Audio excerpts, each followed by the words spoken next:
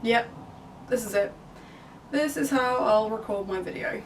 Just hope you like my neck.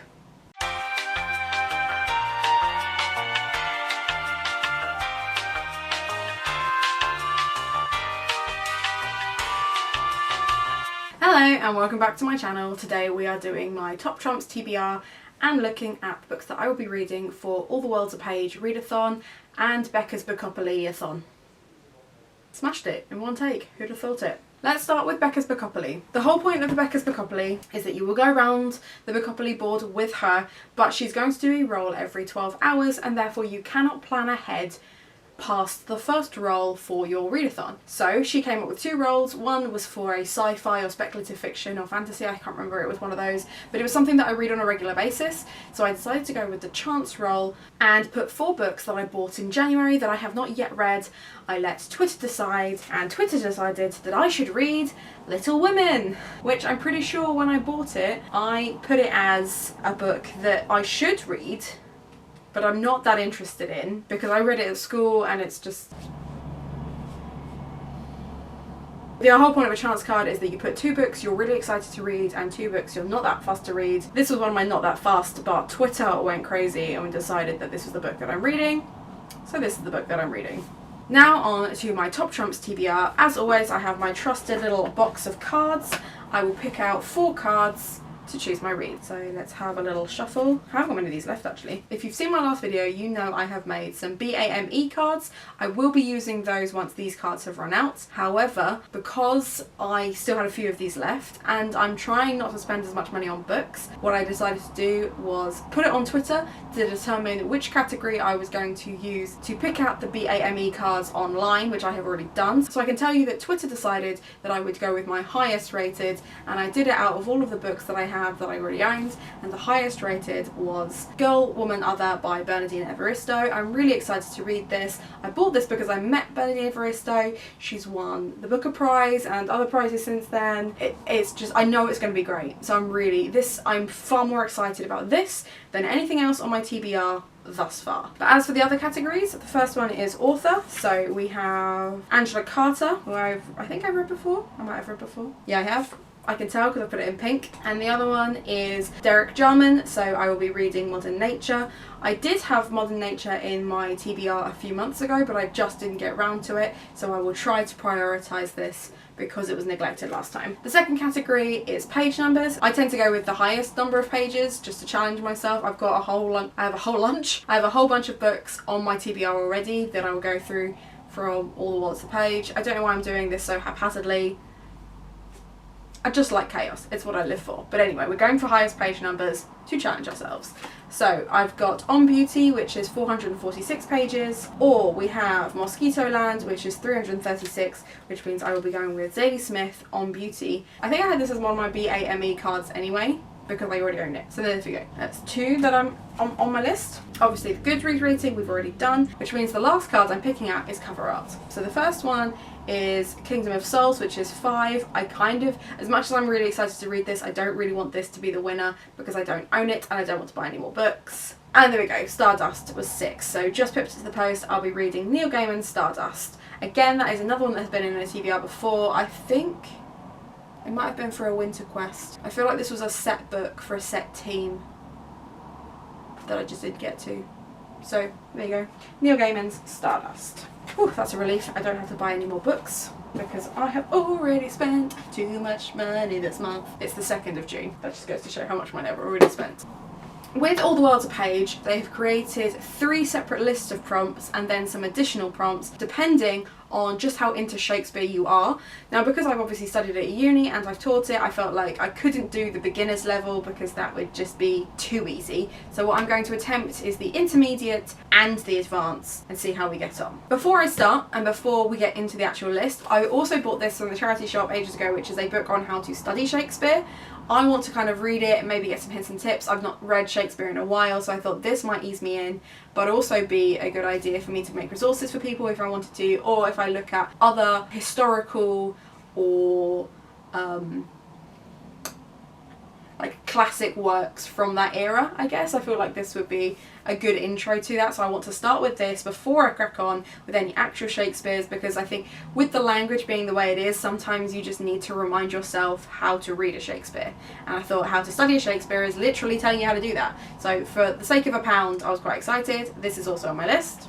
The first prompt was to read your favourite Shakespeare. My favourite Shakespeare is The Taming of the Shrew. If you have seen the film 10 Things I Hate About You, that is the storyline. Essentially, you've got a girl and a guy, and they really like each other, but they can't be together because of reasons. And the reasons is the best character that Shakespeare ever created, which is Catherine. And I love her. She's my favourite, and I just think as love stories go, it's one of my favourites because as much as they compromise, they actually learn and change for each other. It's very Pride and Prejudice in that way, but it's a comedy, so it has some silliness in it. Obviously the Heath Ledger film is fantastic, but Taming of the Shrew is just mwah. And if you haven't seen the BBC adaptation that has, I cannot remember the actress's name, but she plays Moaning Myrtle, she plays Catherine, and you've got, what's his name? It's like Rupert something. I'll put a photo up. Anyway, you've got these as your main characters, and it's just fantastic. It's so good. If you've not seen the BBC adaptation, it's so good. So I'll be watching that as well, obviously, because I got it on DVD, but I will be reading Taming of the Shrew. That is my first one, and as you can see, keen. The next one is to read a book featuring Shakespeare or set during Shakespeare's era. Now I'm going to be continuing My Lady Jane because I double checked with the lovely ladies who are running All the World's page to make sure that this was allowed, because I'd already started it. I'm 140 pages in, and it is set, technically it's set 20 years before Shakespeare was even born, but it's that era, it's that bracket. Elizabeth was alive, and Elizabeth was still alive when Shakespeare was making his plays, so I feel like it's allowed. This is actually far more speculative fiction than I thought it was. I thought this was just a historical retelling. It is not. It has shape-shifting in it, it has sassy characters in it, it's just... you've got book nerds in it, you've got guys that can turn into a horse when they feel like it, therefore you have horse puns. If you've not read this book yet, it's been out a while, I thought it was really new, turns out it isn't. It's really good. It's really good. I can already tell you, I'm going to give this 5 stars. I'm only 140 pages in, it's going to get 5 stars. I'm excited. It also, for the advanced bit, ticked off a historical retelling which you needed to pick anyway, and speculative and magical fiction. So that's 3 prompts in 1 book because they said we were allowed to double up, so I have. The last straight Shakespeare that I'm going to read was to read a play that is new to you, and for the intermediate bit it was to read a play that was new to you, and for the advanced it was to read a genre that you're not as comfortable with. So out of the tragedy, comedy or histories, which one are you least familiar with? Now I have taught tragedies. Tragedies are my favourite, except for Taming the Shrew, obviously. Comedies are okay, but I rarely read the histories, so I will be reading this. I was supposed to read this for uni, but I decided early on that I was not going to do the essay question based on this, and therefore I was not going to do the reading around this, and it's one of the few plays that I've not read because of that. In fact, if you just take all the histories, those are the plays I've not read yet, so that was an easy pick, because I wasn't really given much of a choice. Plus I owned it, so it meant I didn't have to pay for it. What's really cool though is obviously this is Henry V. I'm also reading as an audiobook Lady Hotspur because because of another prompt that's coming up, which I'll explain in a sec. But essentially I'll be reading Lady Hotspur and then this, which is Henry IV retelling, followed by Henry V. We're just working our way through the Henrys. And then we've got Henry VIII just shortly after he died.